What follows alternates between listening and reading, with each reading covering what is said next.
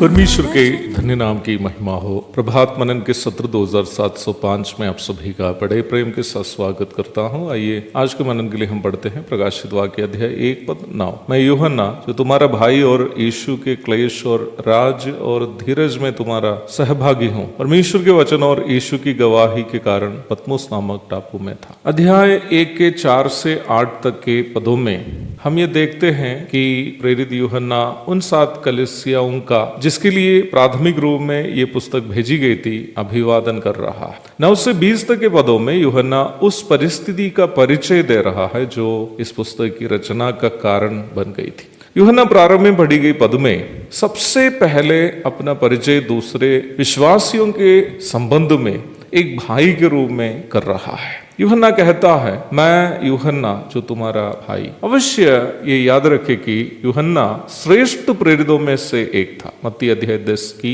2 से 4 प्रभु यीशु मसीह के करीबी 3 प्रेरितों में से भी एक था। मत्ती अध्याय 17 की 1, 26 की 37, मरकुस 5 की 37। वह यीशु मसीह के बगल में बैठने वाला शिष्य था और प्रभु सबसे अधिक प्रेम करने वाला प्रेरित भी था। यूहन्ना अध्याय 13 की 23 और 25। और प्रभु की मृत्यु एवं पुनरुत्थान तथा स्वर्गारोहण के बाद माता मरियम की देखरेख भी यही यूहन्ना ने की। यूहन्ना 19 की 26। मैं इन बातें इसलिए कह रहा था कि आप ये समझे कि यदि प्रेरितों में भी अधिक श्रेष्ठता का दावा करना हो तो यूहन्ना के पास कहने के लिए बहुत सारी बातें थी। परंतु जब कलीसिया के उन विश्वासियों को जो सम्राट डोमिशियन के क्रूर शासन काल में मसीह विश्वास के कारण दुख उठा रहे थे, लिखते वक्त उनको यही अच्छा लगा कि वह अपने आप को उन विश्वासियों के एक भाई की तरह परिचय कराए। प्रभु भी तो उनको यही सिखाया था ना। यहूदी धर्म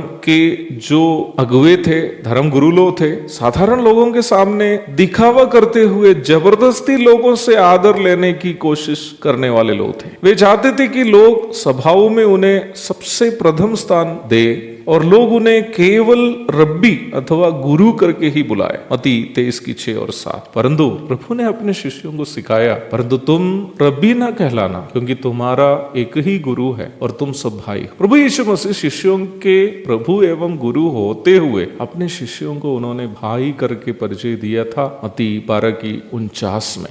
यहाँ तक उन्होंने एक गुलाम की तरह शिष्यों के पांव भी धोते हुए उन्हें ये बात सिखाई थी कि गुरु होने का मतलब शिष्यों के सामने अधिकार दिखाना नहीं है, बल्कि उनके लिए आदर्श बनना। यूहन्ना अध्याय 13 की 13 से 15 तक। यही सच्चाई वरिष्ठ प्रेरित पतरस अपनी पत्री के द्वारा कलीसिया के अगुओं को समझाते हुए इस प्रकार लिखता है, तुम में जो प्राचीन है, मैं उनके समान प्राचीन और मसीह के दुखों का गवाह और प्रकट होने वाली महिमा में सहभागी होकर उन्हें यह समझाता हूं कि परमेश्वर की उस झुंड की जो तुम्हारे बीच में है रखवाली करो, और ये दबाव से नहीं परंतु परमेश्वर की इच्छा के अनुसार आनंद से, और नीच कमाई के लिए नहीं पर मन लगाकर। जो लोग तुम्हें सौंपे गए हैं उन पर अधिकार न जताओ, परंतु झुंड के लिए आदर्श बनाओ। पहला पत्रस अध्याय 5 की 1 से 3 तक। प्रेरित यूहन्ना भी वही नमूना जो यीशु मसीह ने दिखाया यह दिखा रहा है। वह भाइयों के सामने अर्थात विश्वासियों के सामने अपने आप को एक बड़ा प्रेरित या प्रचारक के रूप में नहीं, बल्कि उनमें से